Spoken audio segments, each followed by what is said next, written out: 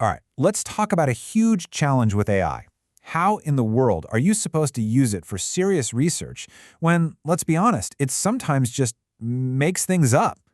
Well, today we're going to look at how to transform your AI from a convincing liar into an actual trustworthy co-pilot. Let's get into it. You've probably been there, right? You ask the AI for a specific fact, maybe a citation or a statistic, and it comes back with an answer that sounds so confident, so detailed, and is completely 100% made up. It's not just frustrating, it totally breaks your trust in the tool.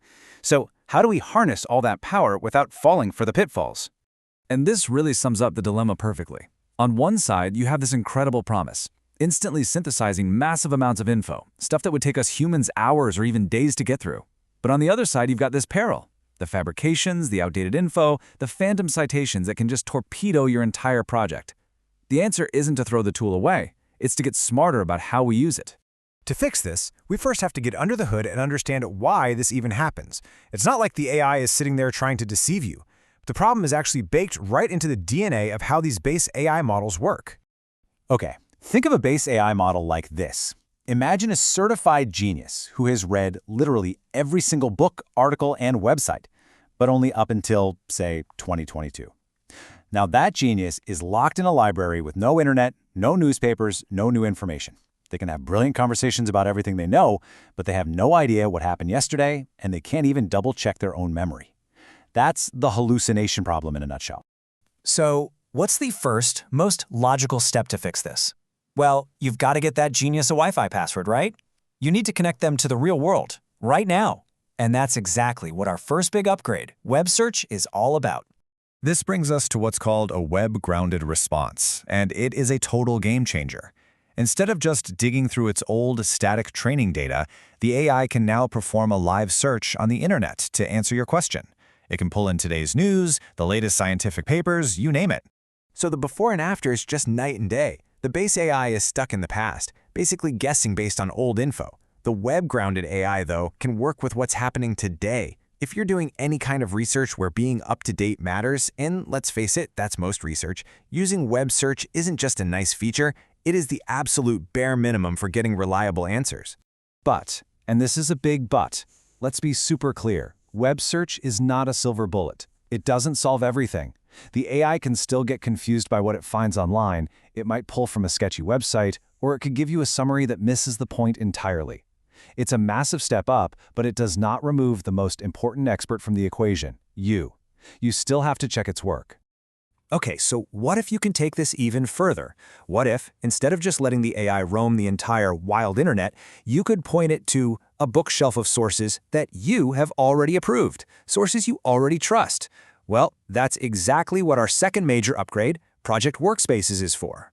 You know how in a normal AI chat, it feels like the AI has amnesia? Every new question starts completely from scratch. It has no memory of what you just talked about, no clue about your bigger project. It's like having to rebrief a new assistant every 5 minutes. It's exhausting and super inefficient. Projects totally fix this. Think of it as creating a special, private little office for your AI.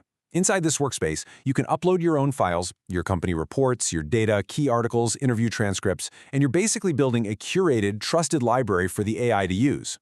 And this simple change completely flips the AI's role. It's no longer just some random oracle pulling answers out of thin air. It becomes your dedicated synthesis partner. It's like handing our genius researcher your personal case files and saying, okay, focus on this. This is what matters most. And the good news is, the big players like Claude and ChatGPT, they already offer features like this.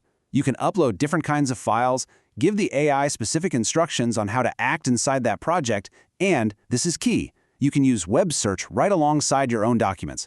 That combination is where the magic really happens for serious researchers. So all this theory is great, but how does it actually work in practice? How do we put these pieces together into a process you can use every day? Let's walk through a new kind of research workflow that does just that. Here it is in 4 simple steps. Let's use an example. Imagine you're a VP trying to figure out why employee turnover is so high. Step 1.